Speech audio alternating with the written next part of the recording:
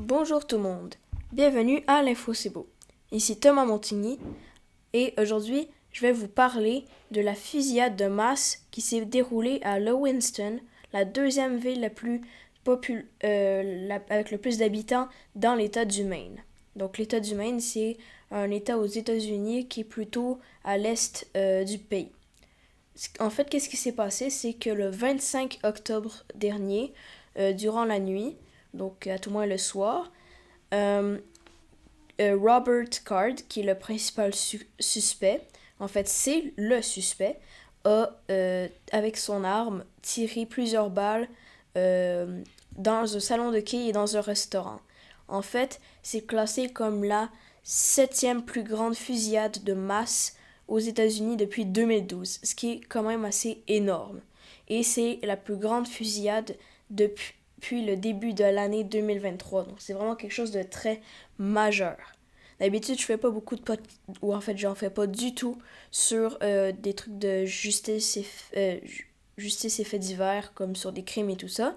Mais là, je trouve que c'est vraiment important d'en parler parce que on voit vraiment l'impact de la circulation majeure et intensive des armes à feu au pays, même si on les fait dans les lois.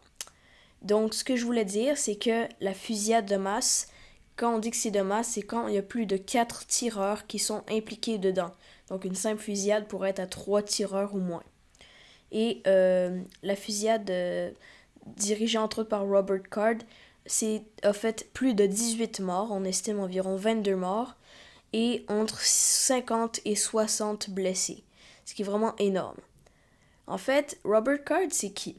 Robert Card, un homme de 40 ans, un, un, quelqu'un de normal à peu près, mais qui a travaillé dans l'armée, à tout moins pas très longtemps, mais il a tenté de pouvoir un peu se pratiquer dans l'armée, mais il a été retiré pour aller dans un hôpital pour sa santé mentale pendant 2 semaines, parce qu'il entendait des voix dans sa tête, et il avait peur qu'une certaine base militaire se fasse attaquer.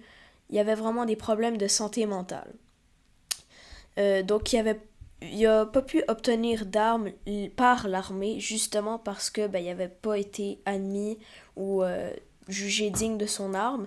Mais plusieurs se demandent comment il a eu son arme ou plusieurs armes parce qu'en effet plusieurs Américains affirment avoir plus d'une arme pour se défendre, pour pratiquer le sport de la chasse aussi, ou juste pour être sûr d'être en sécurité. Et des lois, en fait, comme aux États-Unis, vu que c'est plusieurs États, chacun des États aura des lois différentes pour, par exemple, pour gérer la circulation d'armes à feu, quelles sont les conditions pour que tu en ailles, ou sur tout autre sujet, par exemple sur l'environnement, les crimes, les peines et tout ça.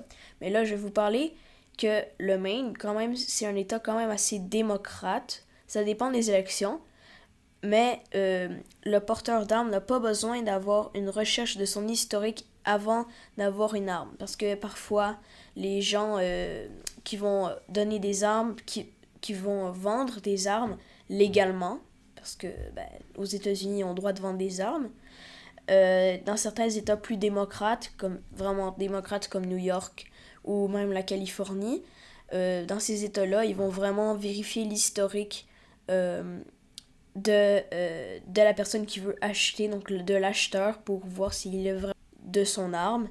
Et ça permet aussi de contrôler un peu et de s'assurer que c'est pas n'importe qui possède des armes.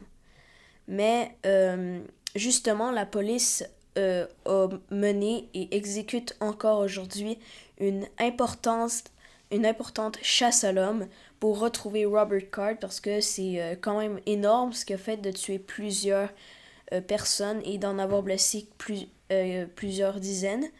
Et en fait, ils sont allés chez lui et sa maison était vide, il était pas là. Donc il est en cavale, il est en train de se cacher justement. Et ses voisins, des gens qui se sont fait tuer, c'est vraiment des histoires tristes. Plusieurs personnes qui le connaissaient disaient qu'il avait l'air normal, que c'était un bon voisin, un bon ami. Mais justement, ça l'a déboulé dans les dans les derniers mois, dernières semaines, du côté de sa santé mentale et de comment il se gère lui-même. Et c'est aussi triste de voir comment les gens ont réagi lorsque la fusillade a éclaté. Il y a des gens qui ont essayé d'appeler la police, mais malheureusement, si t'as pas d'armes sur toi ou comme que t'as pas pu te défendre parce que c'est quand même une surprise que tu vois quelqu'un avec une arme qui tire dessus, ben malheureusement, il y a plusieurs personnes qui sont décédées lors de cet événement tragique. Donc, ça reste que c'est un événement qui se déroule pas tout le temps, même si on peut constater que les États-Unis sont l'un des pays avec le plus haut taux de mortalité par arme à feu pour 100 000 habitants. J'avais déjà fait un article sur le cauchemar américain et dans cet article-là, je parlais du contrôle des armes à feu. Et il y a 4,1 personnes sur 100 000 qui meurent par arme à feu aux États-Unis en 2019, ce qui est énorme. Ces chiffres viennent de l'Institute for Health Metrics and Evaluations aux États-Unis. Et en fait, le Canada se situe à 0,5 personnes qui meurent pour 100 000 personnes en 2019 à cause d'une arme à feu, ce qui est quand même assez élevé. Aux États-Unis, on voit aussi beaucoup que c'est à cause des suicides que les gens meurent, mais ça reste que le nombre d'homicides, de meurtres ne cesse d'augmenter et ça monte à des chiffres fulgurants et frappants et ça l'inquiète un peu la population de voir qu'il y a autant de personnes qui meurent pour ça. Et aussi le nombre de blessés, c'est très inquiétant. On voit des dizaines de milliers de personnes qui se font blesser à cause de tirs. Donc, merci d'avoir écouté. Je vais peut-être revenir avec un autre podcast pour voir où nous en sommes rendus pour la chasse à l'homme et tout le reste. Aussi, on a découvert de nouvelles choses à propos de Robert Card. Et merci d'avoir écouté. Ici Thomas Montigny à l'Info C'est Beau.